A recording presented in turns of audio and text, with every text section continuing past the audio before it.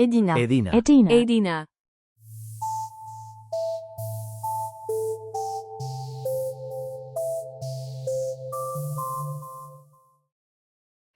Même s'il est difficile de prévoir un accompagnement sur mesure du début à la fin de la scolarité des élèves, on peut tout de même réfléchir à des dispositifs d'accompagnement qui partiraient des besoins des élèves allophones qui arrivent dans l'école.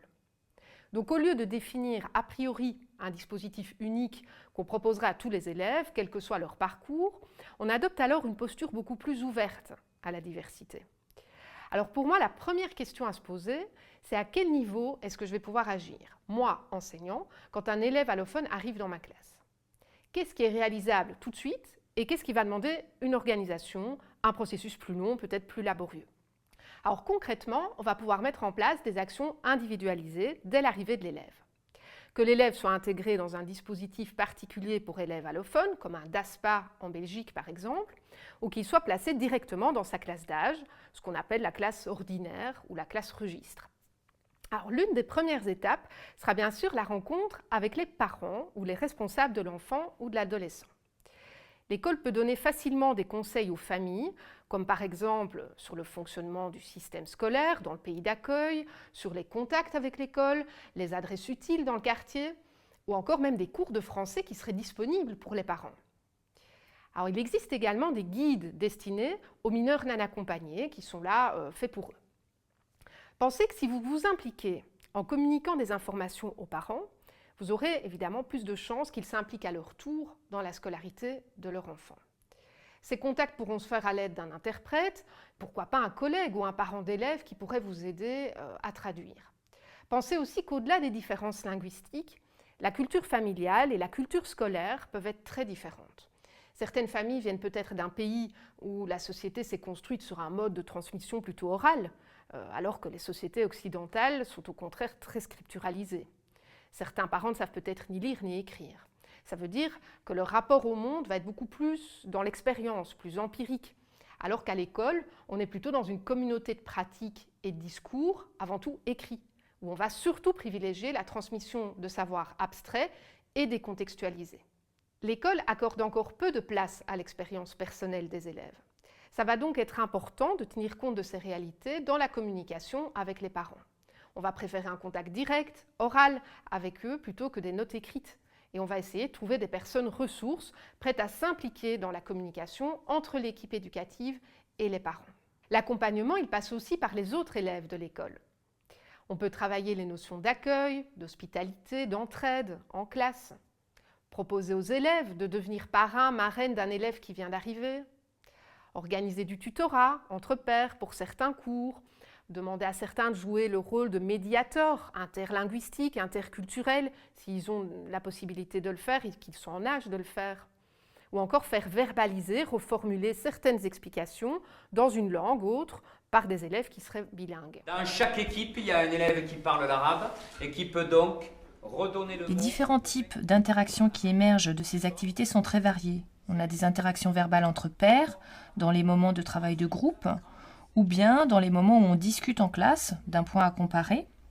Et on se rend compte à ce moment-là qu'il y a régulation entre les enfants. N'hésitez pas à contrôler ce qu'il écrit. Mime. On a également des interactions verbales où les enfants d'une même langue essayent d'entendre puis de comprendre d'autres langues, et pas uniquement le français, ce qui renforce finalement la relation à l'autre et aux autres. Alors pratiquement, que peut-on organiser les premiers jours? Au secondaire, on fera par exemple participer l'élève aux activités sportives et artistiques de sa classe d'âge pour favoriser son inclusion dès le début. Quel que soit l'âge de l'élève, on peut en tout cas proposer une phase d'observation où il assiste et participe selon ses capacités, sans lui demander autre chose, sans autre exigence. En tout cas, on essaiera de le mettre régulièrement dès le début en contact avec des élèves de son âge, c'est important. Les interactions vont être primordiales pour qu'il apprenne la langue scolaire dans toutes ses dimensions, celle de communication au quotidien et puis celle d'enseignement évidemment, mais à son rythme. À ce propos, n'oubliez pas que le processus d'apprentissage d'une langue étrangère fonctionne par paliers. Donc, selon la théorie des interlangues, les connaissances et les compétences langagières se combinent pour former des microsystèmes. Ces systèmes vont se constituer dans la communication dès le début de l'apprentissage, mais petit à petit, et ils vont se complexifier au fur et à mesure. Chaque interlangue a sa cohérence propre et ses erreurs aussi, qui sont autant de preuves que l'apprentissage a lieu, est en train de se faire, lentement mais sûrement. Une autre étape indispensable va être celle de l'évaluation diagnostique des compétences de l'élève à son arrivée. Cette étape est fondamentale si on veut valoriser les acquis d'apprentissage antérieurs de l'élève et l'aider dans son projet scolaire. Certaines études ont montré que les élèves primo-arrivants, à la sortie des dispositifs d'accueil spécifiques, étaient souvent sous-évalués à cause de leurs compétences scripturales faibles dans la langue des apprentissages. Un manque de compétences à l'écrit reste encore souvent confondu avec un manque de compétences cognitives, intellectuelles plus générales. Pourtant, il est essentiel d'assurer aux élèves primo-arrivants l'accès au niveau d'éducation qui leur correspond, même s'ils maîtrisent approximativement la langue de l'école. Donc, afin de ne pas mettre l'élève dans une situation d'évaluation qui serait trop anxiogène et puis une situation d'échec, on commencera par collecter des informations sur lui, via un petit entretien informel avec lui ou avec ses parents si c'est possible. Ça va permettre de le situer approximativement certaines compétences orales en français et puis son parcours scolaire antérieur. On pourra ensuite choisir un outil d'évaluation de ces compétences adapté à son profil. Imaginez l'effet désastreux que pourrait avoir un test de production écrite en français chez un enfant allophone qui était très peu scolarisé auparavant. Ensuite, selon les résultats obtenus, on pourra proposer aux parents et à l'élève un dispositif d'accompagnement.